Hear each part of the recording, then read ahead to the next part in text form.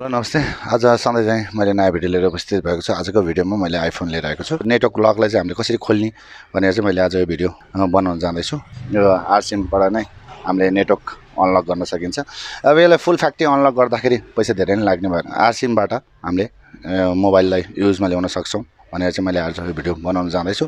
र यो कसरी इन्स्टल गर्ने अब हामी यो भिडियोमा हेर्नेवाला पनि छौँ। र मेरो भिडियो कस्तो लाग्छ प्लिज लाइक कमेन्ट र सेयर गरिदिनु होला। साथै नयाँ भ्युअर्सहरू चाहिँ मेरो च्यानलमा भिजिट गर्दै हुनुहुन्छ भने मेरो च्यानललाई चाहिँ सब्स्क्राइब गरिदिनु होला। र साथै कस्तो भिडियो हजुरलाई चाहिन्छ प्लिज कमेन्ट पनि गरिदिनु होला। कसरी इन्स्टल गर्ने हेर्नुभन्दा अगाडि मेरो च्यानलको सानो प्रोमोबाट सुरुवात गरौँ है त।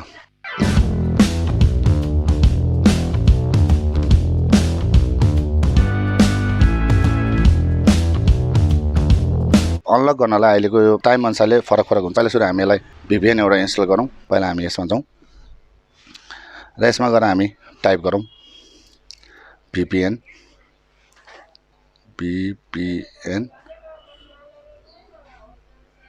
टाइप गर्ने बित्तिकै यति धेरै VPNहरू आउँछ र जुनै पनि इन्स्टल गर्दा हुन्छ। अब त्यसको लागि हामीले सबभन्दा पहिला सुरु यो माथिकै जाउँ, यसमा गेट गरौँ। अब यो VPN इन्स्टल हुँदैछ। यो भयो, यो ओपन भयो। ओपन भइसकेपछि हामी यसलाई सिम होल्डर यो निकालौँ। निकालिसकेपछि यसलाई पहिला ओपन गरौँ। ओपन गरिसकेपछि एक्सेप्ट गरौँ र लोकेसनमा हामी यसलाई राखौँ युनाइटेड स्टेट राखौँ। यो गरौँ। यसमा राखेपछि हामी यसलाई कनेक्टेड गरौँ। एलाउट गरौँ।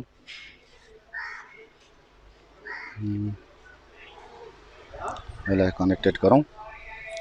क्लोज गरिदिउँ। यो हाम्रो कनेक्टेड भयो। यसरी राखौँ। यसरी राखिसकेपछि यहाँनिर यसलाई यसरी इन गरौँ।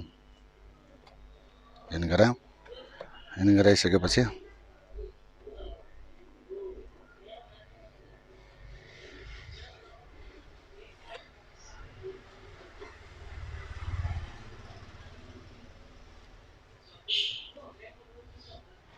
यसरी यसमा लगाउँ। त्यसपछि यसलाई माथि यसरी लगाउँ। लगाइसकेपछि यसलाई यहाँ हालौँ। ICCID एक्टिभेसन मोडमा जाउँ। गइसकेपछि यसमा यसलाई 40 सम्म राखौँ।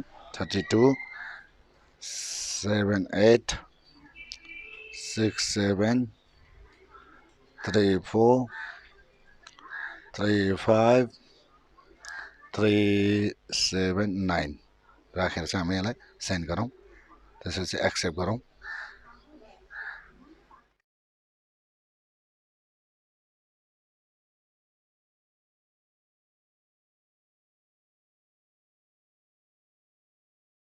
हाम्रो यो एक्टिभेसन भएर खुल्यो।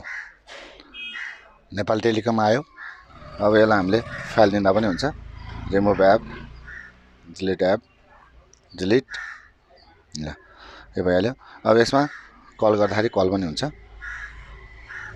1414 कलिङ।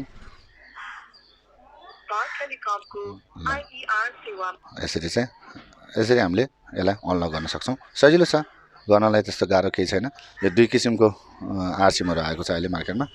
यो खालको दुई किसिमको सिमहरू आएको छ। यो डबल, यो चाहिँ मैले बिग्रेको ड्यामेज भएर चाहिँ मैले यसलाई साइडमा हटाएर यो राखिकन मैले यसमा एक्टिभेट गराएँ। सजिलो छ, इजी छ। त्यसरी चाहिँ हामीले अनलक गरेर हामीले हाम्रो आइफोन युजमा ल्याउन सक्छौँ।